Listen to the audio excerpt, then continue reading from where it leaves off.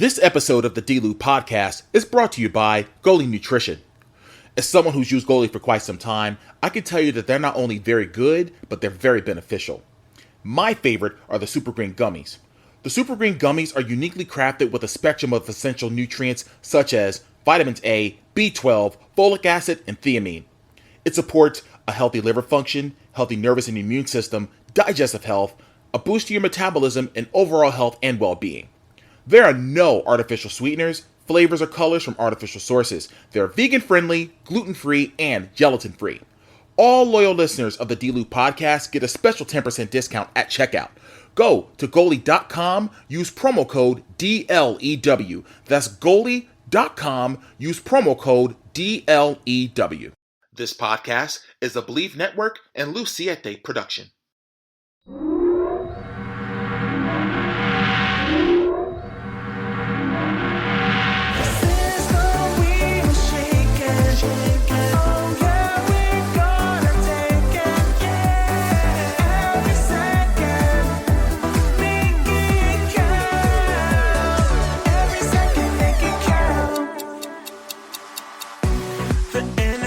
Welcome to another edition of the D-Lew podcast brought to you by Believe Network. I'm your host, Derrick T. Lewis, and I hope you all are having a fantastic week as we head into yet another weekend. But this past weekend for me, obviously I was had my eyes glued to the TV as I was watching WWE SummerSlam, the premium live event that took place at Ford Field in Detroit, Michigan. Kudos to all of my wrestling content creators that were out there covering the event, that attended the media scrum thereafter, and big kudos to all of you continuing to work hard out there and contribute to this art form, this genre that we love of professional wrestling. But, this week is going to be a recap of SummerSlam, the whole entire event, the matches, what we thought. And who's joining me is a woman by the name of Gabi. Her and I met the day after WrestleMania 39 at LAX, actually. I was going into a novelty store or something like that. I wanted to get something. I think a keychain for my great niece who wanted me to bring her back a keychain. But anyways, I had on my WrestleMania 39 hoodie, and Gabi and I she recognized, we were coming from WrestleMania. So, we swapped information, and I always wanted to bring her on to the show to talk wrestling. She's really smart. She's really very knowledgeable, and I love seeing where women are contributing in the content space of professional wrestling and sports in general. I love to see it.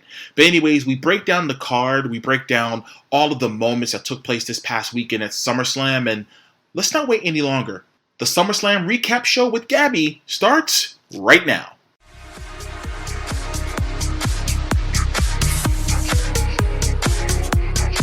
Well, ladies and gentlemen, it gives me great pleasure to introduce to this week's edition of the D-Lew podcast as we recap this year's SummerSlam, the one and only Gabi. Thank you so much for coming on. How are you? I'm good.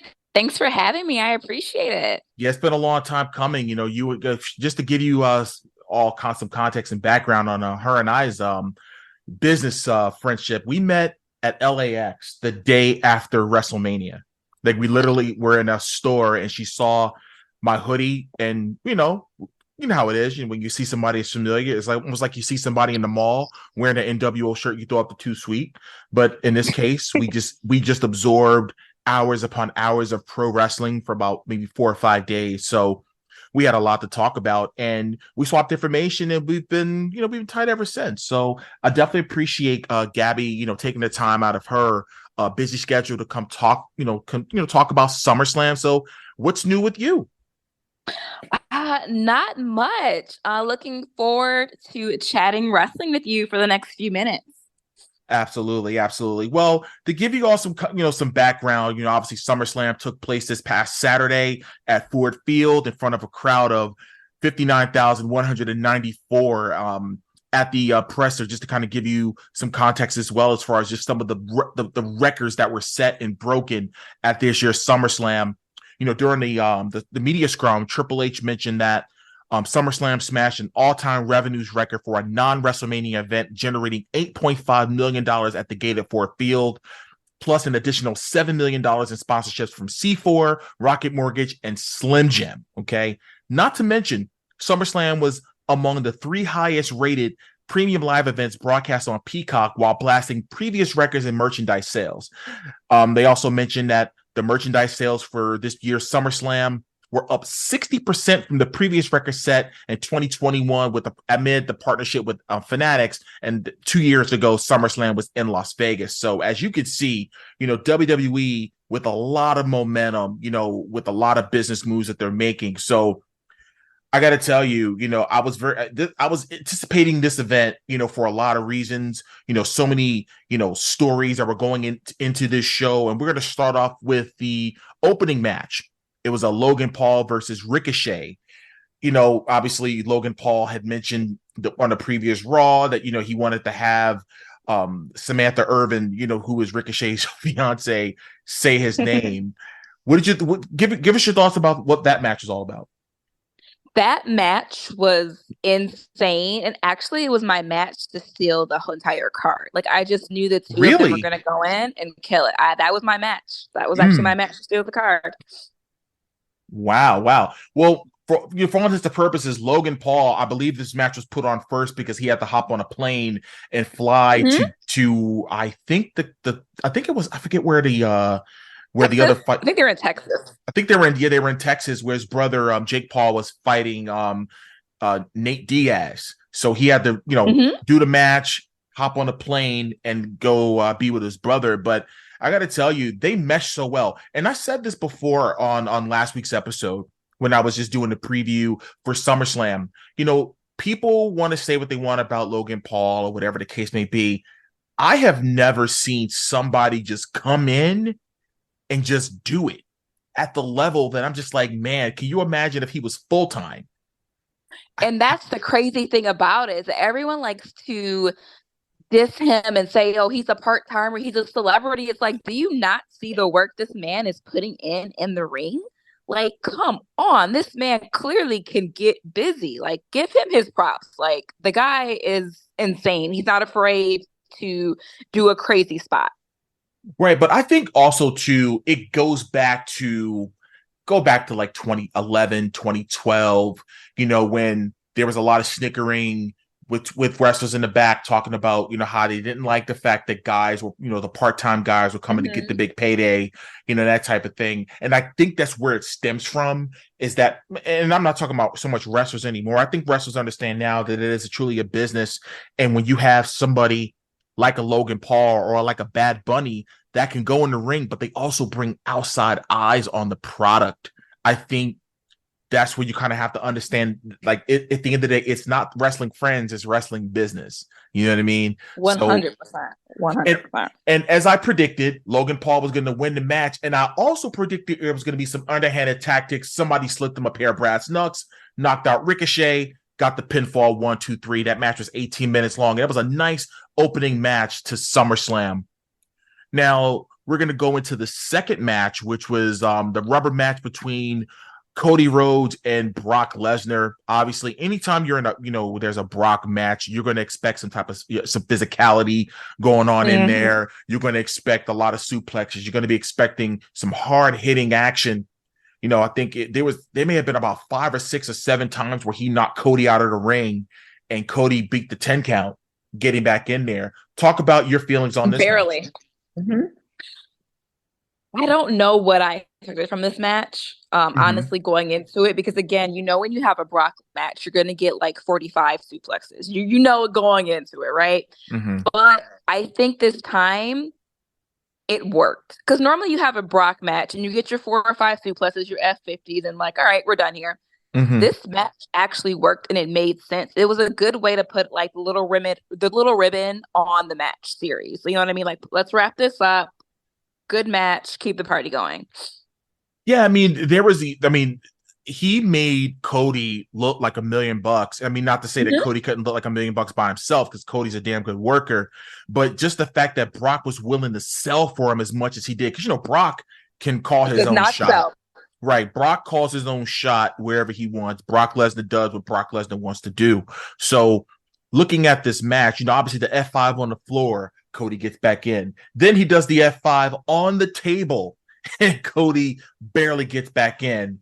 And then that's when, Cody does the comeback, and then he did the that Cody cutter off the top rope. Oh my God, he got airborne on that.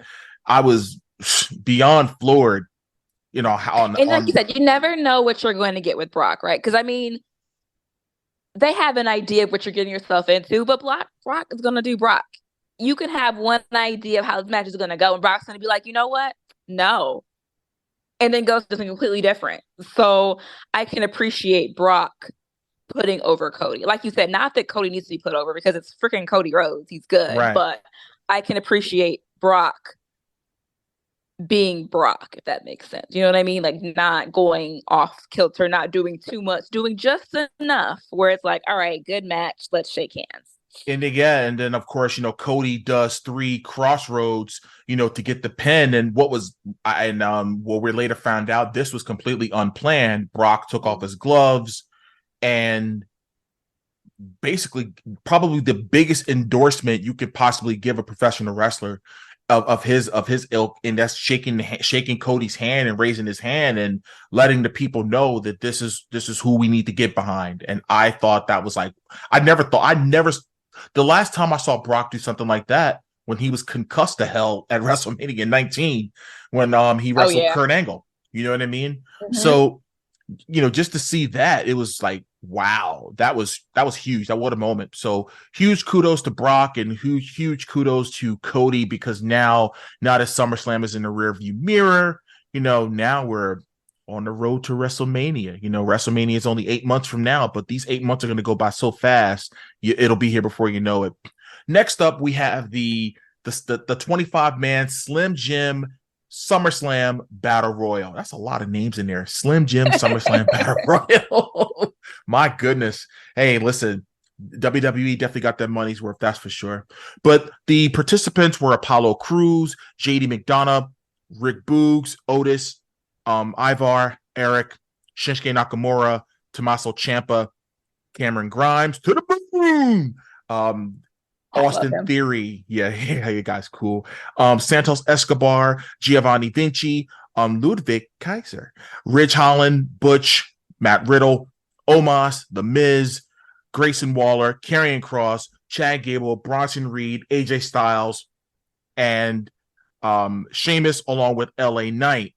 But I mentioned Omos because originally he wasn't in the Battle Royal. And when all 24 were in the ring, you just heard somebody on the microphone. I was like, who's that? It was MVP. And he said, here's, I'm bringing him out. So he brought out Omos. So what did they do? Of course, they eventually do the gang up deal and they get Omos out of there. And I predicted, ladies and gentlemen, go back into the archives. I actually predicted who was going to be the last 2 in the ring. And it was LA Knight and Sheamus. Let me ask you a question. What's your honest opinion of LA Knight? I love LA Knight. I think he is an amazing, charismatic personality. I think he's great in the ring. He did an interview with Busted Open Mania weekend with LaGreca, and if you haven't heard it, I definitely suggest you go back and listen to it, where he talks about his journey getting to WWE. And it made me respect him a lot more. Push him to the moon organically. Like, we all love LA Knight. Everyone's like, put the strap on him. But again, I think it needs to be organic and not just them giving us what we want. Because we all know Vince don't give us what we want.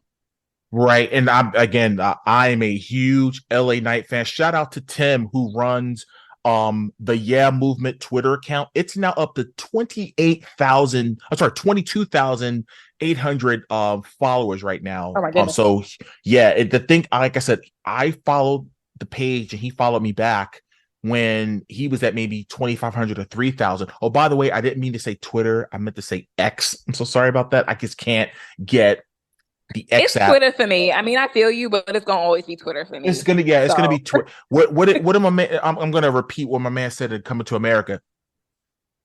Jack name it Twitter. I'm gonna call it Twitter. Right. Mama named Jack. I'm gonna call him Cassius.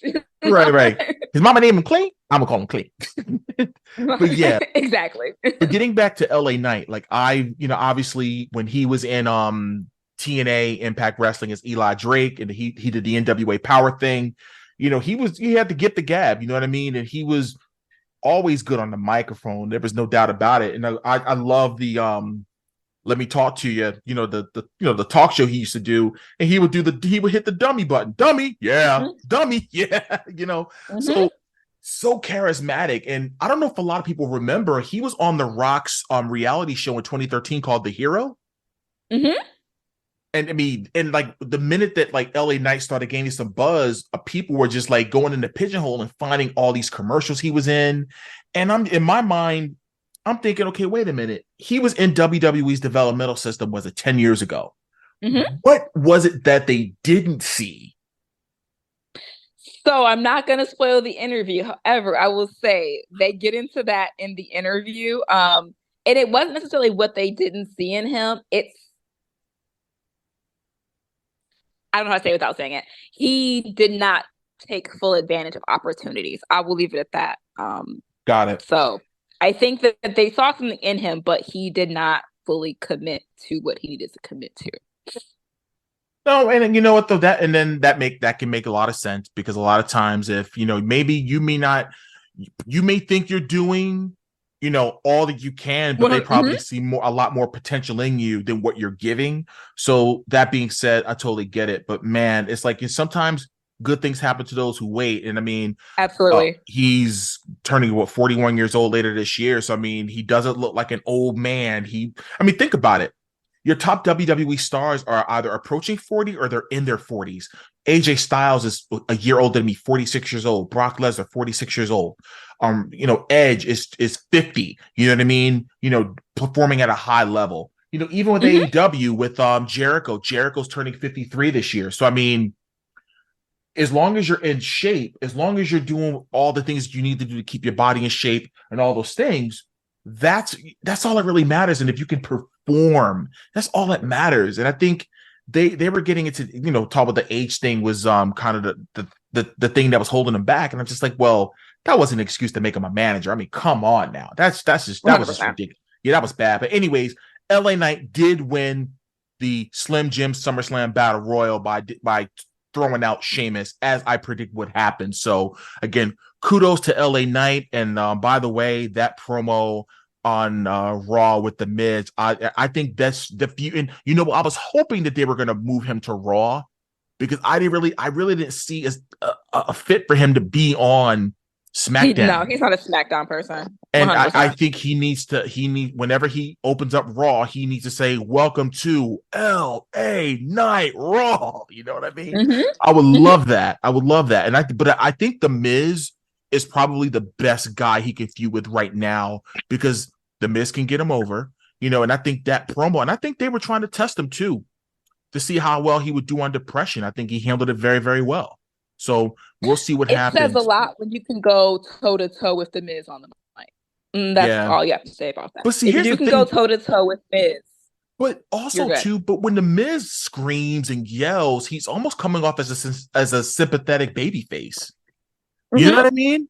So it kind of, I don't want to say it's going to turn the fans against LA Knight, but I'm just like, you're kind of getting sympathy because of, I've been here 20 years, blah, blah, blah, blah. But man, when LA Knight hit him with that, you know why you've been here 20 years? Because you're safe.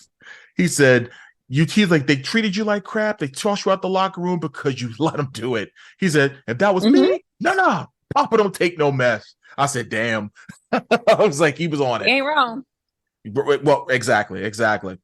Next up, we have the MMA rules match between Shayna Baszler and Ronda Rousey. As I was saying in the preview show last week, that it sounded like this was going to be the swan song for Ronda. She was basically on her way out, and this is her way of, putting over Shayna. I thought this was the wrong crowd to do this match in. Tell me your thoughts. I think that this was the wrong crowd, and I think this was just the wrong way to go about ending this feud. I think that most WWE fans are not MMA fans. So you watch it and you're like, what is happening? You know there's going to be a lot of striking, and that's great.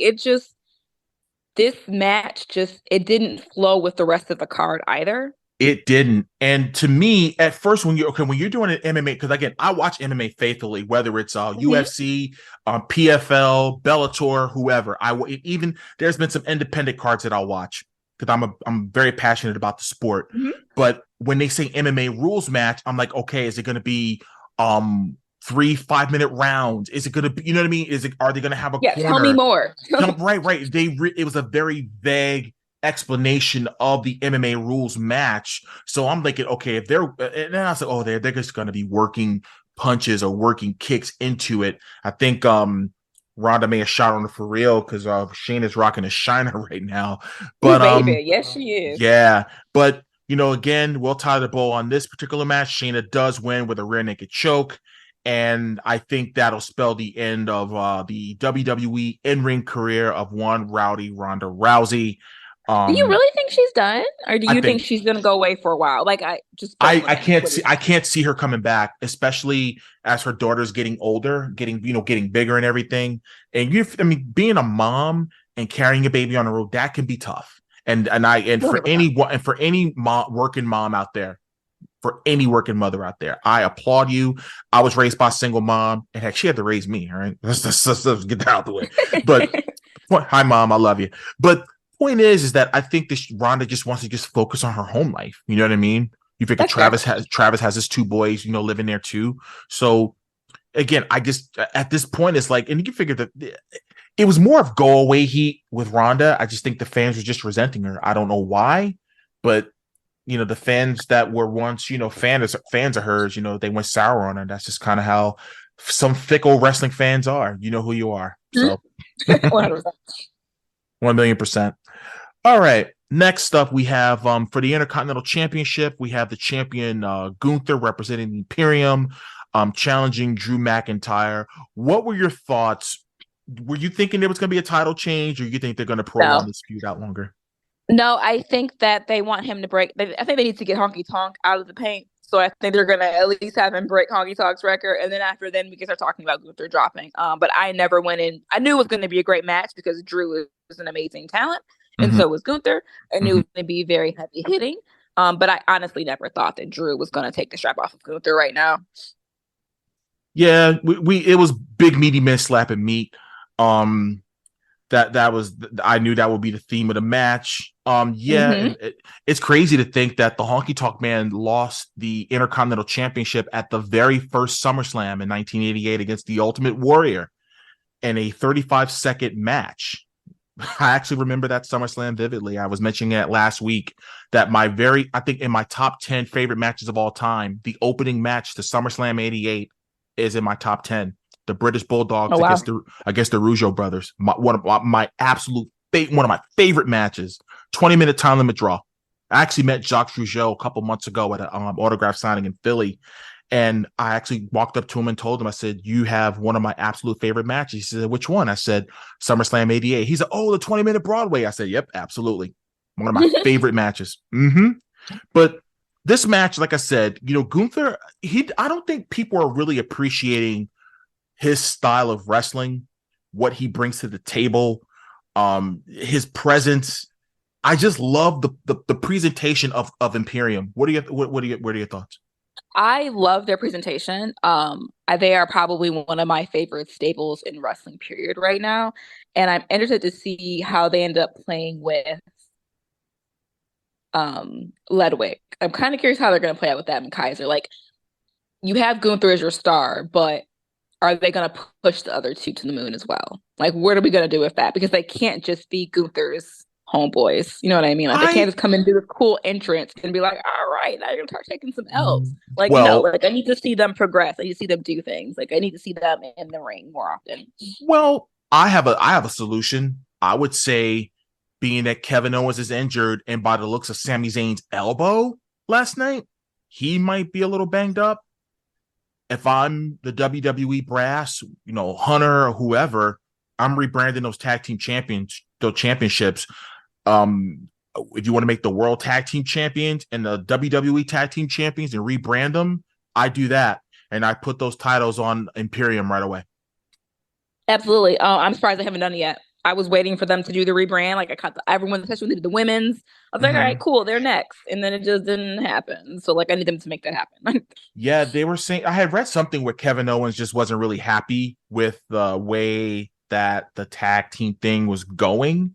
And I can understand, because I think when you have a storyline as deep rooted as the Bloodline, I think the focus goes on, you know what I mean? And again, this is no shade towards the Bloodline at all. Like I really enjoy, the amazing storytelling that they're doing. But I think also when there's so much energy put into that package, it's like, okay, what do you do with everybody else?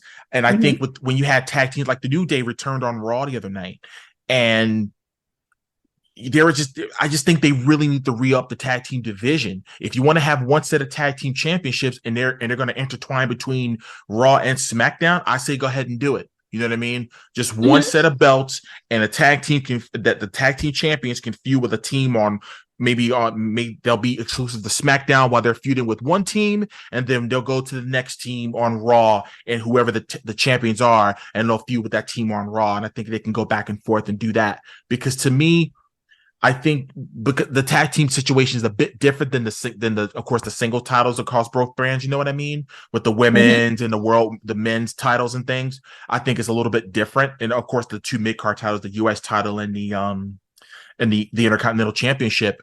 But I think, to me, if here's the solution to what you're talking about as far as Da Vinci and Kaiser, is I just put the tag belts on those guys, especially now that Pretty Deadly is going to be out of commission for a while. So yeah, I really wanted to see Pretty Deadly get it, but in due time, I suppose. Yeah, in due time. Hopefully, if he's back by WrestleMania, hopefully they can they can probably win the belt. But again, kudos to Gunther. He did retain the IC title. I think he won by a power bomb, and I think Honky Tonk Man better. You know what? Did you see when Kareem Abdul-Jabbar was at the Laker game when LeBron broke his record? I think the Honky Tonk Man needs to be wherever, they need to have him present. You know what I mean? At when he eventually breaks his record, because think about it. That was a 35-year record of the IC title as far as consecutive, as far as a title reign is concerned for that particular title. I don't hate it. Sure. I'm cool. I'm cocky. I'm bad. This episode of the D-Lou podcast is brought to you by Goalie Nutrition. As someone who's used Goalie for quite some time, I can tell you that they're not only very good, but they're very beneficial. My favorite are the Super Green Gummies. The Super Green Gummies are uniquely crafted with a spectrum of essential nutrients such as vitamins A, B12, folic acid, and thiamine. It supports a healthy liver function, healthy nervous and immune system, digestive health, a boost to your metabolism, and overall health and well-being. There are no artificial sweeteners, flavors, or colors from artificial sources. They're vegan-friendly, gluten-free, and gelatin-free. All loyal listeners of the D-Lou podcast get a special 10% discount at checkout. Go to goalie.com, use promo code DLEW. That's goalie.com, use promo code DLEW.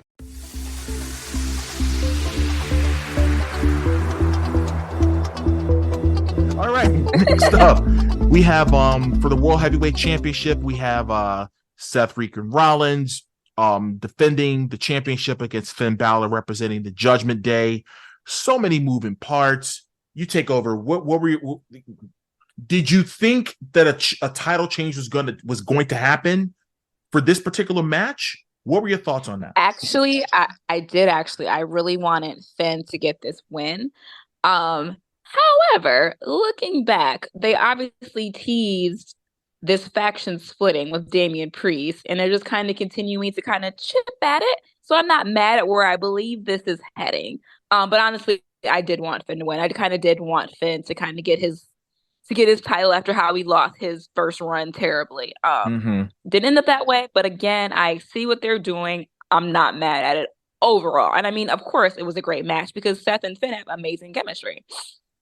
Yeah, I mean, as I was stating in the previous last week's episode, as far as just where they've been, as far as their pro wrestling journeys, as far as being big on the independent scene and really bringing that to WWE. Two of the best workers in the world. I honestly thought that Finn was going to win the title, and what would happen is that Damian Priest was going to cash in on Finn and win the title. That's what I thought was going to happen. But I have a feeling, and call me crazy if you want, you have permission to do so. I don't know if you paid attention to Rhea Ripley's makeup last night, but it had the initials JD on it. Now, I was thinking, wait a minute, was that for Judgment Day or was that for JD McDonald? Your thoughts? That's a good point. I'm curious now. That's piqued my curiosity. All right, gonna have to pay attention to that. Good eye.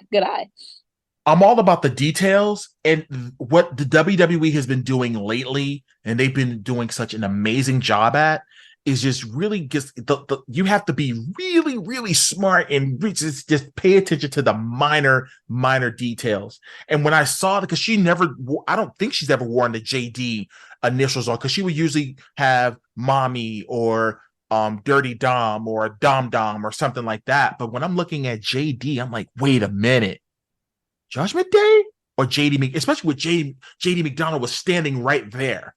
You know what I mean? Mm-hmm. So I have a feeling that I just can't see Judgment Day without Priest.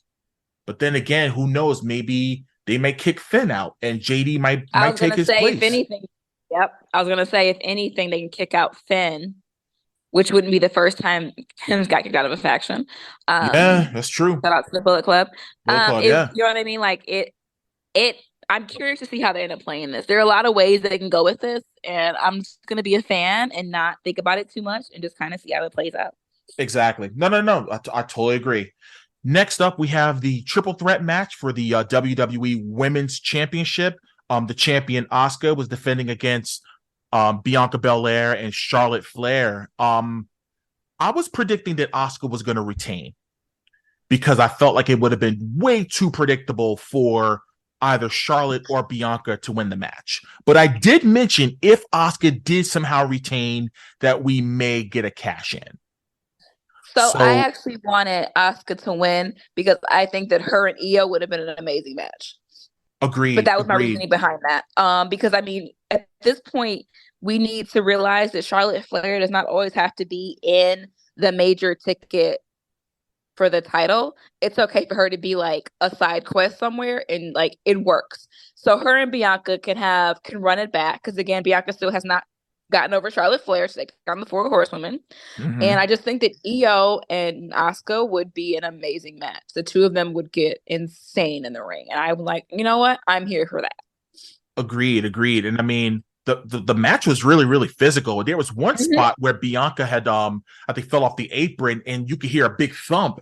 I legit thought that she literally hurt her, like she was like literally hurt. She sold the shit out of it. Mm-hmm. But no one threw up the X. And that's why I was like, wait a minute, what the hell's going on? And of course she ended up working her way back into the match, and Charlotte had the figure 8 on Bianca. And I think Asuka spit the mist, and Bianca ends up rolling up Asuka. 1, 2, 3. Bianca becomes the brand new WWE Women's Champion, but cash in happens. Cha-ching! Io Sky runs down, cashes in Money in the Bank, does the moonsault. 1, 2, 3. New WWE Women's Champion Io Sky.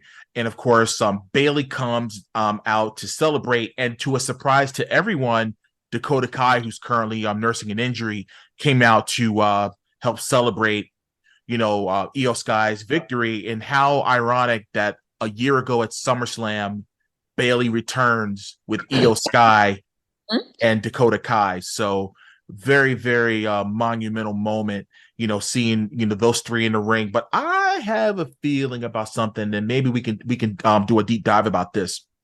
Do you foresee there being some potential jealousy down the line where Bayley starts to inquire a little bit about, hey, Absolutely. They've been pinning at it. They've been teasing at it because if you remember, like Bailey cost Io a bunch of matches before we got here. And Bailey needs something to do. So that checks out to me. We'll see how it plays out down the line. Like, of course, she's going to cheerlead for her for the next few weeks or so. But at some point, Bailey's going to be like, listen, I'm actually going to need that title about you. Or I could totally see them doing a tag team match. And let's just say, I don't know, Bailey gets pinned. Bailey gets really angry and attacks Io Sky. And Io Sky becomes your big baby face champion. I mean, cue up Sasha and Bailey, like part 2, run it back. Absolutely. And I think now you can really line up, some heels, to put in front of Io Sky to see, if they can, dethrone the champ, so to speak. So again, kudos to Io Sky. I'm really happy, number one, that she is someone new, you know what I mean? Someone that's never been in a title picture before on the main roster.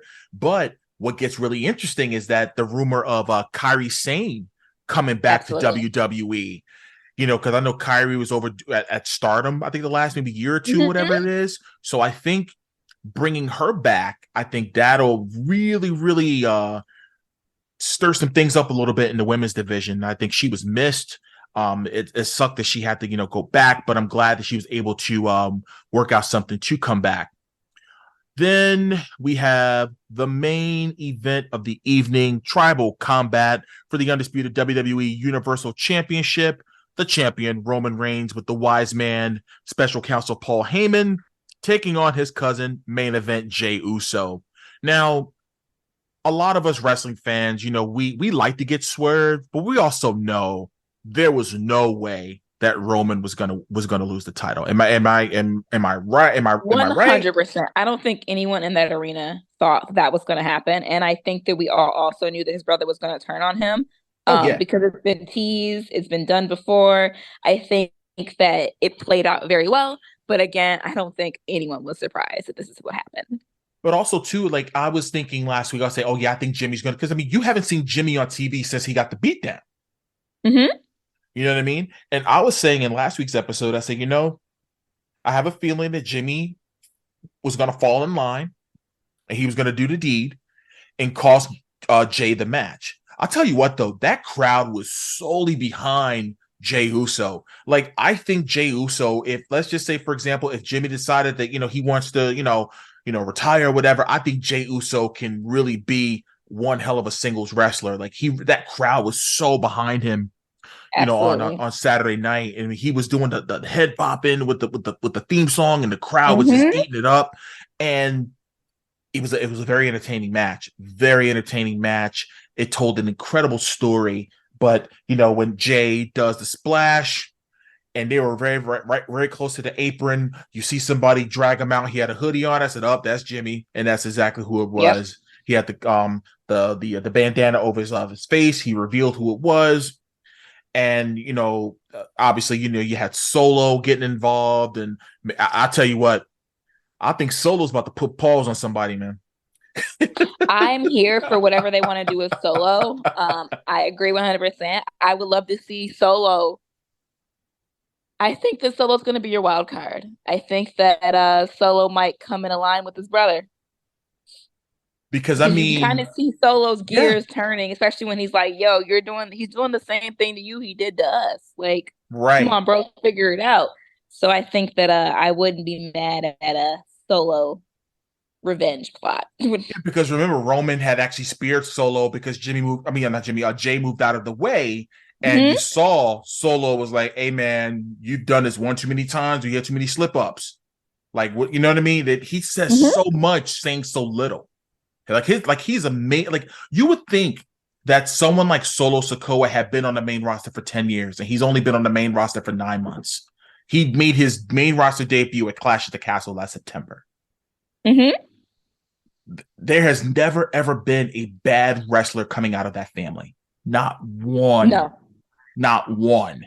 And it's I don't think amazing. we're going to see one. No. And huge kudos to Zilla Fatu, the late Umaga's son, who made his professional wrestling debut a few weeks ago down at Reality of Wrestling at Booker T's school. So he's training with Booker T, and it's so ironic that the Usos were training with Booker T, because I don't know if you ever heard the story about when Umaga kept asking him, "Hey, when are you going to get serious and get in this wrestling thing?" And he literally told the I guess the girlfriends of the twins at the time, they said, "Hey, I'm taking the twins to Houston with me." In the middle of the night, they packed their stuff and they started training with Booker T. This may have been about 2007, maybe. And they started training with Booker T. And next thing you know, and now they're one of the greatest tag teams ever. Ever. You know what I mean? And that's no disrespect to Tully and Arn or to the Road Warriors or the Dudleys, but the Usos, when it comes to just WWE, I would have to say they are the greatest tag team in the history of WWE, and they're they are amazing. But Roman does retain the championship. I don't think we'll probably see Roman again for the remainder of the year. I don't think so. Maybe. What do you think? I don't know. However, he is listed somehow on the Backlash. Not the Backlash. What is the next one? I forgot Payback. the name. Payback. I think he's listed on the Payback flyer. I don't think he's wrestling in Payback, because for what? Obviously, the match is going to be Jimmy and Jay. Right. But I can't see him getting past at least Survivor Series. I don't think we'll see him until Survivor Series, maybe. Probably. But also, we will see him this Friday on SmackDown, where, of course, the stipulation was that you were to acknowledge the tribal chief, and that was the stipulation of the match. But all in all, if you was on the Gabo meter, if you were to score SummerSlam out of 10, what would you give it? I think that it would be a perfect 10 out of 10 if we didn't have that Ronda Rousey match. So I got to give it a 9. Okay, I'll take that. Great. Now, I think it's pretty high. Right. Now, there were some matches that we fought, and as a matter of fact, some people in the media had actually addressed this to Hunter. Shout out to Emily May Heller. Shout out to Brian H. Waters. Shout out to Nikki Bougie, and to everyone that are wrestling content creators that were at the media scrum this past Saturday night at SummerSlam. You all are doing amazing work out there. So kudos to all of you in representing us proud for sure. But they did bring up the fact of, like the matches like Trish Stratus. And I thought that was an obvious match that was going to happen at SummerSlam, and it didn't happen.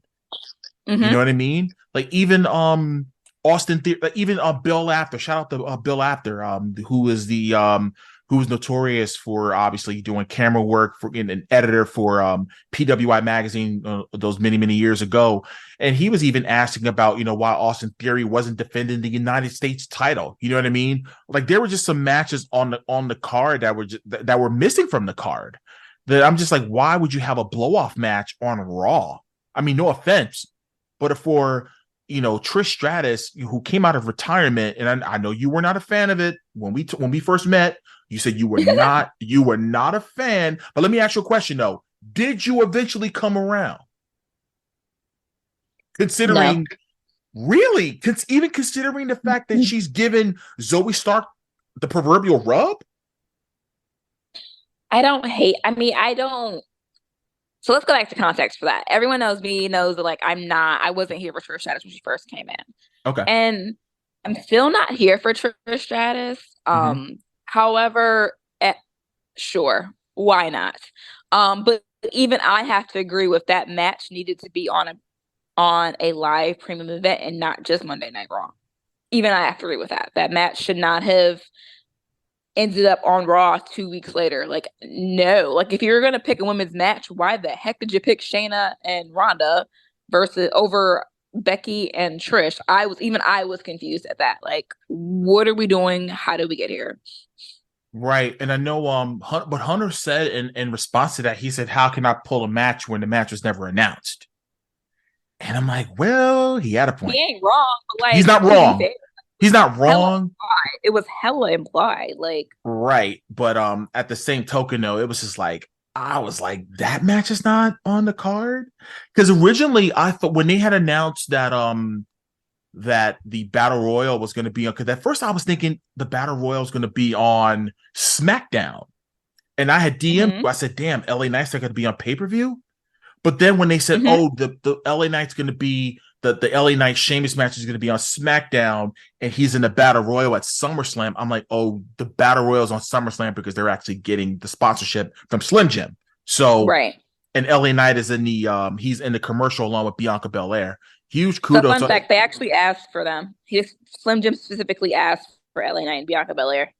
Well, this definitely, they're moving in the right direction considering many, many years ago when THQ was doing the cover for WWE 13 and they specifically wanted CM Punk, and someone in the office like, no, I think he wants Sheamus.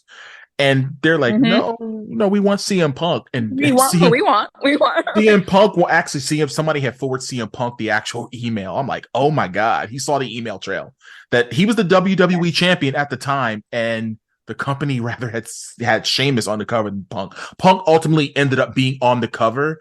But the fact that like now you got these outside sponsors, these outside companies with big budgets and, you know, obviously big influencers saying, hey, we want this person as our sponsor, as our spokesperson, hey, and not saying, oh yeah, but yeah, you know, then hey, listen, I just downloaded LA Knight, and I have ringtones on my phone, but I actually downloaded the LA Knight ringtone from iTunes. So anytime someone does call me, I can just say, let me talk to you, as an only way to pop myself. I love it.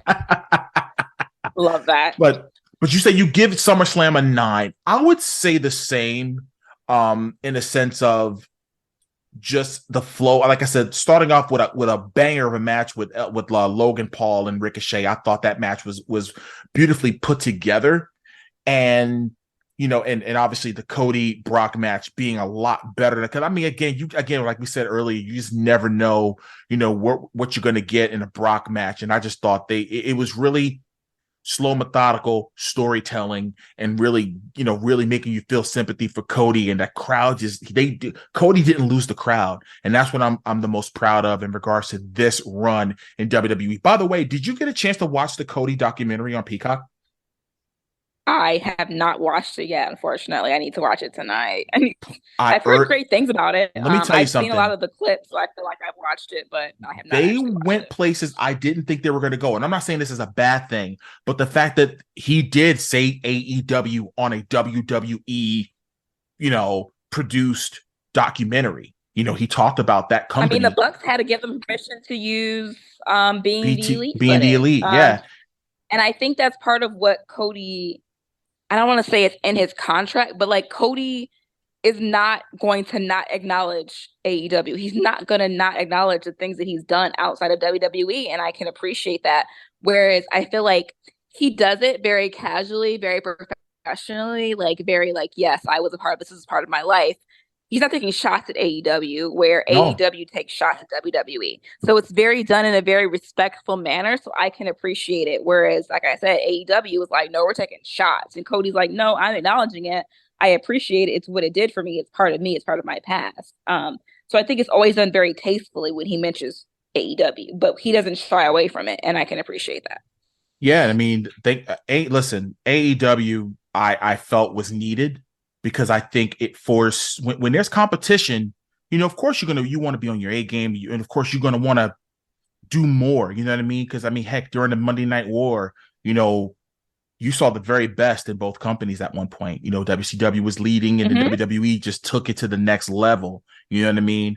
But you know, with AEW, and again, I don't like to compare the two companies because WWE had a close to 60-year head start over AEW. So I would never, as a wrestling fan, as a wrestling historian, I would not want to disrespect AEW by putting them in the same box as WWE because they still have miles to go before they're even. It's apples and oranges, honestly. Big time. I mean, but I put it to you this way, and we're going to get out of here in just a second. You know, they're the All-In pay-per-view that's taking place in Wembley later this month. I think this is AEW's WrestleMania 3 in this regard. The fact that they were able to, I think, a very young company, because think about it, Vince had only owned WWF, I think, for 6 or 7 years by the time WrestleMania 3 came around, right? So obviously we're in the 4th or 5th year of AEW, and they're close to 80,000 fans with only maybe a match. And first of all, there was no matches announced when they were at 70,000. There's only been one match announced so far, and it's MJF and Adam Cole. So again, it's formally announced. They hinted at FTR versus the Bucks, and they hinted at something else. I think they hinted at Punk and Joe. And I think, you're going to get a lot of hardcore fans that's going to want to clamor towards that, but we'll see. We'll see what happens. But again, I'm glad that professional wrestling, the sports entertainment genre, is doing big business all across the board, whether it's WWE, AEW, obviously, of course, a Ring of Honor, New Japan, MLW, Impact Wrestling, the list goes on and on. Even the company I work for, Monster Factory Pro Wrestling, the business is just in a really, really good place, whether you're a fan or whether you're a worker in the business. So kudos to everyone, that's definitely getting their flowers and making it happen for sure. Gabi, before we head out of here, give the people all of your social media where they can follow you and where they can tune in and see what you're doing. All right, guys, you can find me across all social media platforms, Twitter or X, Facebook, as well as Instagram as HIIGABII. So hi, Gabi, come say hey to me. Follow me over there. Cool. Well, Gab, this won't be the last time, you come onto the show. I definitely appreciate you, taking the time out of your busy schedule, like I said early in the show, to give your opinions, so we can go over the recap of the show, and hopefully we can go over All In and All Out, and we'll definitely talk about those things as well. I look forward to it. All right. Well, take care, and we'll see you soon. Well, that does it for this week's edition of the D-Loop podcast. Again, I want to thank Gabi for taking the time out to talk about SummerSlam and all that went down. Best wishes to her on what she continues to do, and I'm hoping that she can return to the show so we can discuss more pro wrestling events, definitely down the road.